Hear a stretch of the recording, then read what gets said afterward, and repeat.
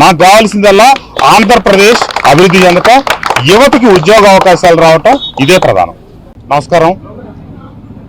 ఈరోజు బాబు గారి సమక్షంలో నేను తెలుగుదేశం పార్టీలో చేరటం జరిగింది.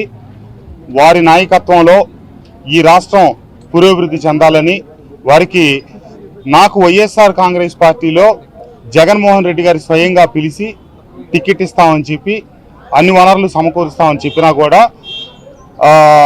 రాష్ట్రాన్ని అటు సంక్షేమం ఇటు అభివృద్ధి రెండు కళ్ళుగా ముందుకు తీసుకెళ్లాల్సిన పరిస్థితుల్లో అభివృద్ధి పూర్తిగా నిలిచిపోయినందున అభివృద్ధి ప్రదాత ఇటు ఉమ్మడి ఆంధ్రప్రదేశ్లో ఉన్నప్పుడు కావచ్చు, ఇటు హైదరాబాద్ని కావచ్చు, అటు ఆంధ్రప్రదేశ్ని కావచ్చు, అభివృద్ధి పదంలో ముందుకు సాగాలని, పరిశ్రమలు రావాలని, యువతకి ఉద్యోగ అవకాశాలు పెరగాలని చెప్పి ఇవన్నీ ఉండాలంటే బాబు గారే రావాలనే ఉద్దేశంతో ఈరోజు చంద్రబాబు గారి నాయకత్వంలో, లోకేష్ బాబు గారి నాయకత్వంలో తెలుగుదేశం పార్టీలో చేరటం జరిగింది.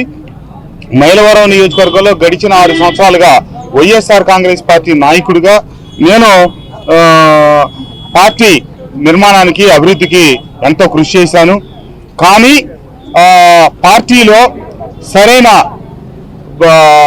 ప్రాధాన్యత క్రమం కానీ, నియోజకవర్గాన్ని అభివృద్ధి చేయడానికి తగిన నిధులు ముఖ్యమంత్రి జగన్మోహన్ రెడ్డి గారు కేటాయించినప్పటికీ నేను శాసనసభ్యుడిని అయిన తర్వాత 5 సంవత్సరాల పాటు మా నియోజకవర్గానికి కావాల్సినటువంటి రకరకాల అభివృద్ధి పనులకు వారికి నేను వినతి పత్రాలు ఇవ్వటం, ఆ వినతి పత్రాలు మొత్తం కూడా బుట్టదాకా అయ్యే పరిస్థితి తప్పితే ముఖ్యమంత్రి గారి కార్యాలయం నుంచి నేరుగా ముఖ్యమంత్రి గారి దగ్గర నుంచి ₹1 కూడా నాకు రాని విధిలేని పరిస్థితుల్లో నేను నియోజకవర్గ అభివృద్ధి కోసం నేను ఈరోజు నా తెలుగుదేశం పార్టీలో చేరటం జరిగింది.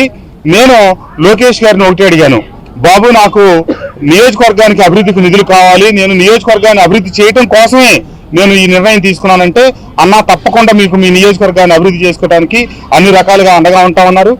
తప్పకుండా చంద్రబాబు నాయుడు గారి నాయకత్వంలో, లోకేష్ బాబు గారి నాయకత్వంలో ఆంధ్ర రాష్ట్ర పునర్నిర్మాణం కోసం, ఆంధ్ర రాష్ట్ర అభివృద్ధి కోసం ఈరోజు నేను తీసుకున్న ఈ నిర్ణయాన్ని నాతో పాటు కలిసి పనిచేసిన కార్యవర్గం అందరూ కూడా నాకు మద్దతు ఇస్తా ఉన్నారు.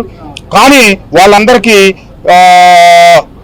దురదృష్టకరమైన సంఘటన ఏంటంటే, వైఎస్ఆర్ కాంగ్రెస్ పార్టీ అధికారంలోకి రావడానికి పూర్వం 10 సంవత్సరాల కాలం పార్టీ కోసం అహర్నిశలు కష్టపడి పనిచేసిన కార్యకర్తలకి పార్టీ అధికారంలోకి వచ్చాక అభివృద్ధి పేరట కొన్ని నిధులు కేటాయించి బిల్డింగ్లు కావచ్చు, రోడ్లు కావచ్చు, డ్రైన్లు కావచ్చు, ఇతరత్ర అభివృద్ధి కార్యక్రమాలు చేయించి వాటికి నిధులు విడుదల చేయకుండా ఆ పార్టీ కుటుంబ సభ్యులందరినీ నానా హింస పెట్టి, బాధలు పెట్టి ఈరోజు ఆ కుటుంబం అంతా నాతోనే ఉన్నారు. కానీ చివరి నిమిషంలో ఈ రోజున మేము ఇక్కడ ఉంటే గనక వచ్చే వారం రోజుల్లో బిల్లులు చెల్లిస్తాం, ఏవైతే వాళ్ళకి ప్రభుత్వం నుంచి బకాయిలు ఉన్నాయో అవన్నీ ఇస్తామని చెప్పి ఈరోజు నాతో పాటు రావాల్సిన నియోజకవర్గంలో మిగతా ఎంపీపీలు, జెడ్పీటీసీలు అందరిని ఆపారు. వాళ్ళు ఎక్కడున్నా నా శ్రేయోభిలాషులే. వాళ్ళు అక్కడ పూర్తిగా గుర్తించారు సంక్షేమం అనే మేటను ఒక్కటే తప్పితే ఆ క్రమంలో రోజు ప్రజలు రోడ్ల మీదకి వస్తూ పడుతున్న ఇబ్బందులు అన్ని గమనించారు. తప్పకుండా అభివృద్ధి కోసం వారందరూ కూడా నాతో కలిసి త్వరలో నడుస్తారు. తప్పకుండా చంద్రబాబు నాయుడు గారి నాయకత్వంలో ఆంధ్ర రాష్ట్రం పురోభివృద్ధి చెందుతుందని ఆకాంక్షిస్తూ నేను గతంలో ఖచ్చితమైన ప్రకటన చేశాను. ఎప్పటికీ జగన్మోహన్ రెడ్డి గారి నాయకత్వంలోనే వైఎస్ఆర్ కాంగ్రెస్ పార్టీ నుంచి పనిచేయాలని, చేస్తానని 1-4 సార్లు బల్లగుద్ది చెప్పి నేను ఎందుకంటే నాకు స్వయంగా వారు మాటిచ్చారు. ఎన్నికలకు ముందు నేను కలిసినప్పుడు అమరావతి మీద మీ నిర్ణయం ఏంటని అడిగితే, ఖచ్చితంగా నేను ఇక్కడ ఇల్లు కట్టుకుంటున్నాను, ఆఫీస్ కట్టుకుంటున్నాను, అమరావతి ఇక్కడే ఉంటుందని చెప్పి మాట మార్చారు. తర్వాత 3 రాజధానులు అన్నారు.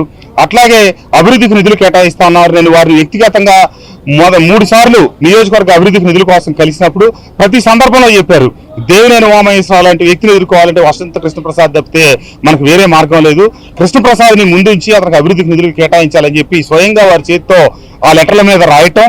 కానీ ఏ ఒక్క రోజు కూడా ఆయన చెప్పిన మేరకు నిధులు విడుదల చేయనందువల్ల, నియోజకవర్గాన్ని అభివృద్ధి చేయనందువల్ల నేను ఈ ఖచ్చితమైన నిర్ణయం తీసుకోవాల్సి వచ్చిందని చెప్పి తెలియజేస్తూ, నాకు ఈ విషయంలో సహకరించిన మైలవరం నియోజకవర్గ ప్రజానీకానికి, నన్ను శాసనసభ్యుడిగా గెలిపించిన మైలవరం నియోజకవర్గ ప్రజలకి తప్పకుండా రాబోయే రోజుల్లో కూడా తెలుగుదేశం పార్టీకి, ఆంధ్ర రాష్ట్ర ప్రజలకి తెలుగుదేశం వేదిక నుంచి సేవ చేసుకునే అవకాశం కల్పిస్తున్నందుకు ధన్యవాదాలు తెలియజేస్తూ నమస్కారం.